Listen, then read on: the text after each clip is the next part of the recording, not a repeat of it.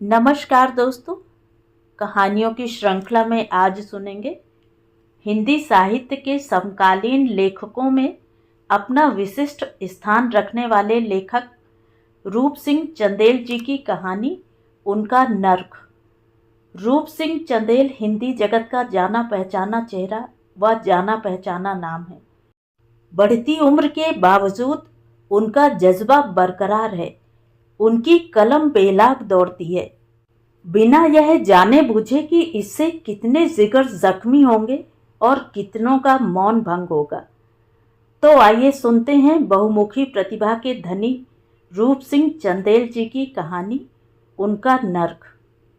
नापदान के पास पहुंचकर उनकी कांपती टांगें ठिठक गईं। गली में दूर तक पानी इकट्ठा हो गया था। बरसात थमे काफी देर हो चुकी थी, लेकिन छत और आंगन का पानी भक भक की आवाज के साथ अभी भी नापदान की मोरी के रास्ते गली में आ रहा था। उन्होंने हाथ के डंडे से गली में रखी ईंटों को टटोला, जो पानी में छुप चुकी थी। किसी ईंट से डंडा 2 बार टकराया, लेकिन वे ईंटों की स्थिति का सही अनुमान न लगा सकीं। किम कर्तव्य विमूढ़ सी वे खड़ी रहीं, यह सोचती हुई कि कैसे पार कर सकेंगी उस कीचड़ सने बदबूदार पानी को। टांगें भी आगे बढ़ने से जवाब दे रही थीं। हाथ कांप रहे थे। उनकी बूढ़ी आंखों में दयनीयता सी तैर गई। कोई उधर दिखाई भी तो नहीं पड़ता, जिसकी चिरौरी करके वे उस गंधेले समुद्र को पार कर लेती। आखिर कब तक खड़ी रहेंगी? उत्तरी क्षितिज की ओर बादल चिंगार उठे। उन्होंने आसमान की छाती पर मंद ज्योति नेत्र टिका दिए। बादलों के समूह अटखेलियां सी कर रहे थे। बारिश फिर होगी, सोचकर उन्होंने फिर डंडे से ईंटों की टोह ली। ये ईंटें वहां 12 महीने रखी रहती हैं, गली से गुजरने वालों की सुविधा के लिए। क्योंकि नापदान का पानी हर मौसम में निर्धारित सीमा को पार कर बदबूदार भपकों के साथ गली में आवारागर्दी करने के लिए निकल आया करता है। यह नापदान भी उन्हीं का है। उन्होंने कितनी ही बार बेटे से कहा कि वह भली भांति नापदान बनवा दे, लेकिन अब कौन सुनता है उनकी बातें? न बेटा न पोते।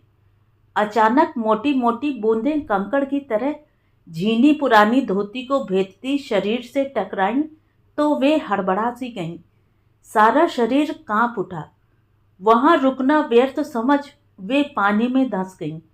घुटनों से ऊपर था पानी, धोती भीग गई, लेकिन वे धीरे धीरे खबर खबर आगे बढ़ती रहीं डंडे के सहारे। अंदर रखी ईंटों से कई बार पैर टकराए। सूखी हड्डियां शीतकार कर उठीं। पड़ोसी मकान की दीवार का सहारा लेकर खड़ी न रह जाती तो जल समाधि निश्चित थी। बारिश फिर शुरू हो चुकी थी। किसी प्रकार पानी पार कर भीगती हुई वे चौपाल तक पहुंची तो शरीर में सैकड़ों सुइयां सी चुभती महसूस हुई। गीली धोती बदलना आवश्यक था, लेकिन तेजी से घर के अंदर जाने के लिए बढ़ते कदम पुत्र वधू की आवाज सुनकर दरवाजे पर ही ठिठक गए। कब की गई हुई हैं? गप सड़ाके से ही फुर्सत नहीं। दोपहर होने को आई। घर के सारे काम बर्तन तक पड़े हैं। खाना कब बनेगा? मोहल्ले में ही गई हैं रामलाल के यहाँ। उनकी बहू बीमार है, उसे देखने आती ही होंगी। तुम नाहक। बेटा आगे कुछ और कहना चाह रहा था कि पुत्र वधू ने झिड़क दिया। तुम चुप रहो जी, तुम्हें क्या? एक दिन खाना नहीं मिलेगा तब दिमाग ठिकाने लग जाएगा बाप बेटों का। वे चौपाल में ही दीवार का सहारा लेकर बैठ गईं। गीली धोती बदन से चिपक गई थी। हल्की हल्की ठिठुरन सी भी महसूस हो रही थी, लेकिन इस अनुभूति से दूर उनका मन अतीत की अतल गहराइयों में डूब गया था। जब वे इस घर में ब्याह कर आई थीं, तब यह जन धन से हरा भरा था। 18 बरस की थीं वे, अल्हड़ दुनियादारी से अनभिज्ञ। अल्हड़ता उन्हें उस माटी से मिली थी जहां उनके 18 वर्ष बीते थे। बांदा के एक छोटे से गांव की थी वे, जो यमुना की कगार पर बसा है। लेकिन वह अल्हड़ता कुछ ही दिनों में पानी में उठे बुलबुलों की भांति धीरे धीरे गायब होती चली गई थी।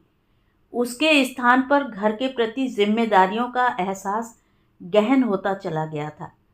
यह अकारण नहीं था। घर में वे अकेली ही थीं। सास ननद थी नहीं। पति, 3 देवरों और वृद्ध ससुर के मध्य एकमात्र वे ही तो थीं जिन्हें सबकी सुख सुविधा का ख्याल रखना था।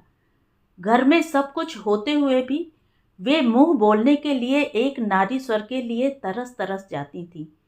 दिन में जब सभी पुरुष खेतों की ओर मुंह कर लेते, लंबे चौड़े घर की ऊंची दीवारें, खुली कोठरियां उनको काटने को दौड़ती।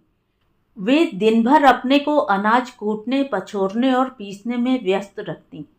फिर भी प्रतिक्षण घबराहट का सांप अंदर ऐंठता ही रहता। लेकिन 2 वर्षों बाद बेटे जगदीश के रूप में जब आंगन में किलकारियां गूंजने लगीं, तब उनके दिन आसान हो गए थे।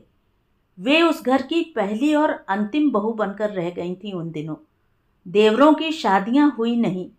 जगदीश के पैदा होने के कुछ दिनों बाद ससुर चल बसे थे। वे उस घर को स्वर्ग बनाने में जुट गई थीं। लेकिन उनके कर्मनिष्ठ और लगन से सजाए गए उस गृह कानन को एक दिन वक्त के झंझावत ने धराशायी कर दिया। जगदीश अभी 4 साल का भी न हुआ था कि पति ने आंखें मूंद लीं। आपदाओं के शिलाखंड ढहने लगे। ऐसे अवसरों पर प्रकृति का क्रूर रूप भी दर्शनीय होता है। उनकी गीली आंखें अभी सूख भी न पाई थीं कि बादलों की उमड़ घुमड़ से दिल कांप उठा। रात भर ओलावृष्टि होती रही। खलिहान आने को मचलती सूखी बालियां ओलों के नीचे समाधिस्थ होकर रह गई थीं। उनकी आंखें सूख गईं।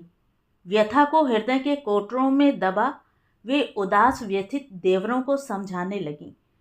स्वयं टूट कर भी उनको टूटने से बचाने के लिए वे बाह्य रूप से चेहरे पर सामान्यता का लेप चढ़ाए रहती। उन्हें जगदीश के भविष्य की चिंता थी और अब तो देवरों का ही सहारा था। उन्हें समझा बुझाकर बांधकर रखना नितांत आवश्यक था। वे उन्हें माँ का सा स्नेह देती तो वे श्रद्धावनत होकर उनकी बातें सुनते मानते। उन्हें संतोष होता और जगदीश के भविष्य के प्रति आश्वस्ति भी। लेकिन पति की स्मृति से वे अपने को कभी काट न सकीं। दिन भर सामान्य दिखने वाली उनकी आंखें रात के अंधेरे में कितनी ही देर तक बरसती रहती। कभी कभी जगदीश जागकर पूछता, अम्मा तुम लो रही हो? वे तत्क्षण आंचल से आंसू पोंछ डालती और लोरियां सुनाकर सुलाने में व्यस्त हो जाती। जिस जगदीश को पालने पोसने में उन्हें कितने ही कष्टों का सामना करना पड़ा, आज वही उनके लिए पत्नी के सामने भीगी बिल्ली बन जाता है। उन्होंने एक दीर्घ निश्वास छोड़ी और पैर पर चढ़ रहे चींटे को हाथ से दूर झटक दिया। उस वर्ष ओलों से फसल नष्ट हुई तो कोठरियों बखरियों में भरा पुराना अनाज काम आ गया। लेकिन उसके बाद एक के बाद एक 3 वर्षों तक वर्षा नहीं हुई। अकाल पड़ गया। गांव के अनेकों घरों की भांति उनका घर भी दाने दाने के लिए तरसने लगा। देवर एक एक मुट्ठी चना अंगोछे में बांधकर सुबह काम करने जाते और दिन भर उसी के बल पर खटते रहते। वे दिन भर निराहार रहती, लेकिन जैसे तैसे जगदीश का पेट भरती। और एक दिन ऐसा भी आया जब घर में दाना नहीं बचा। कहीं से कुछ पाने की भी आशा न थी।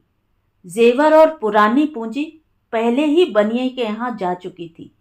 तब भी वे हिम्मत नहीं हारी और गांव छोड़कर शहर जाने को तत्पर देवरों को पुरखों की ड्योढ़ी खेत खलियान का वास्ता देकर रोकने में सफल रही थी।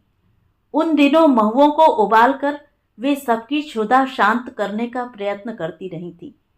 तभी एक घटना घटी थी। जमींदार का लगान वसूली अभियान जोरों पर था। सूखे का कुछ भी प्रभाव उन लोगों पर नहीं पड़ा था। जमींदार के नुमाइंदे निर्ममता पूर्वक लोगों को तबाह करने में व्यस्त थे। हर दिन जमींदार के सिपाहियों द्वारा किसी न किसी पर कोड़े बरसाए जाने, पेड़ों पर उल्टा लटकाए जाने और बैलों से घिसटाए जाने के समाचार उन्हें मिलते। कितने ही किसानों को जमींदार ने खेतों से बेदखल कर दिया था। उस घर पर भी किसी न किसी दिन उसका कहर बरपा जरूर होगा, यह बात वे जानती थी। उनके कहने पर देवर रात दिन इधर उधर रहने लगे थे, जिससे बेइज्जती से बच सकें। लेकिन वे ड्योढ़ी पर ही जमी रही थीं, जमींदार के सिपाहियों से मोर्चा लेने के लिए। और एक दिन वह दिन भी आ गया। कारिंदा पंडित ब्रजभान 4 सिपाहियों के साथ आ धमका। देवरों को अनुपस्थित पा सिपाहियों से बोला, उखाड़ ले चलो ड्योढ़ी, देखें कब तक तीनों मर्दूद हाजिर नहीं होते। सिपाही आगे बढ़े तो सिर पर घूंघट निकाल बोली थी वह, मैं खबरदार किए देती हूँ, ड्योढ़ी पर हाथ न लगाया जाए। अबे मुंह क्या देखने लगे, उखाड़ते क्यों नहीं?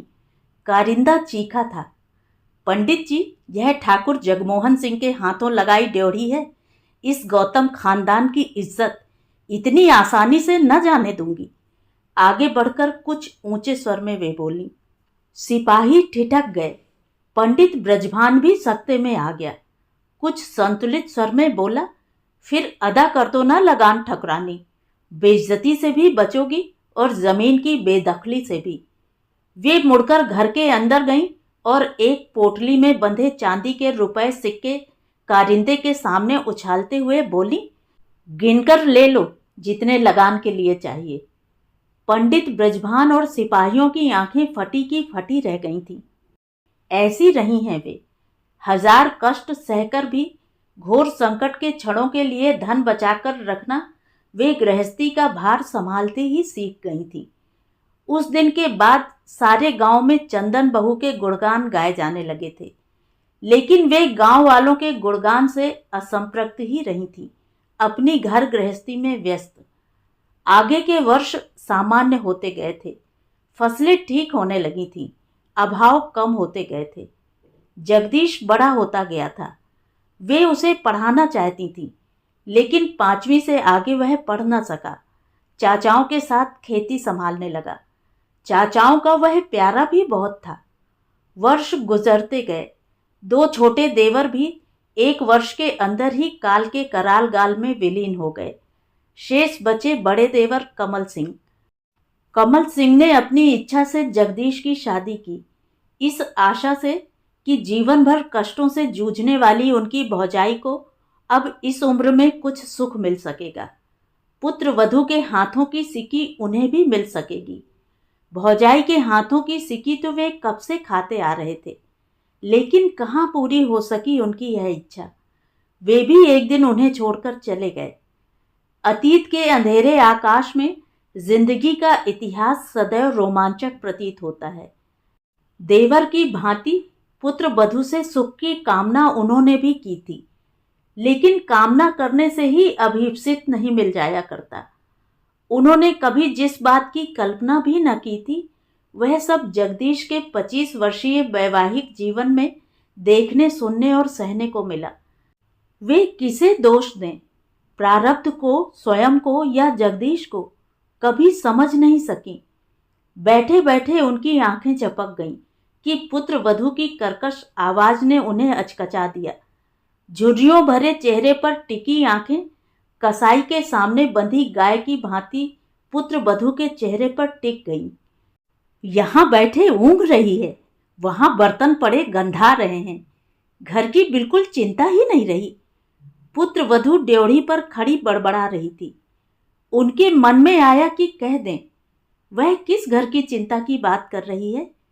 आज घर जिस स्थिति में है वह किसकी बदौलत। लेकिन वह चुप ही रही। जानती हैं, एक वाक्य बोलने का अर्थ होगा 100 वाक्य सुनना। बहू बड़बड़ा कर चली गई। हे राम, अभी और कितने दिन यह नर्क भोगना पड़ेगा। टांगों पर हाथ रखकर वे उठी और रसोई के बाहर फैले बर्तनों के पास जमीन पर हाथ टिकाकर पीढ़े पर बैठ गईं। बदन में असह्य पीड़ा हो रही थी, हाथ कांप रहे थे अभी भी। फिर भी उन्होंने मंजना उठा लिया। बारिश और तेज हो गई थी। भूरा मटमैला आकाश कुछ और नीचे झुकाया था। उन्होंने एक दृष्टि आकाश की ओर डाली, फिर कढ़ाई पर मंजना घुमाने लगी। तो ये थी कहानी। कहानी आपको कैसी लगी कमेंट करके ज़रूर बताएं। और अगर मेरे द्वारा सुनाई हुई कहानियाँ आपको अच्छी लगती हैं और आप मेरे चैनल पर पहली बार आए हैं तो चैनल को सब्सक्राइब ज़रूर करें, लाइक करें और अपने दोस्तों और परिचितों में शेयर भी करें। बेल आइकन दबाना बिल्कुल भी ना भूलें। धन्यवाद।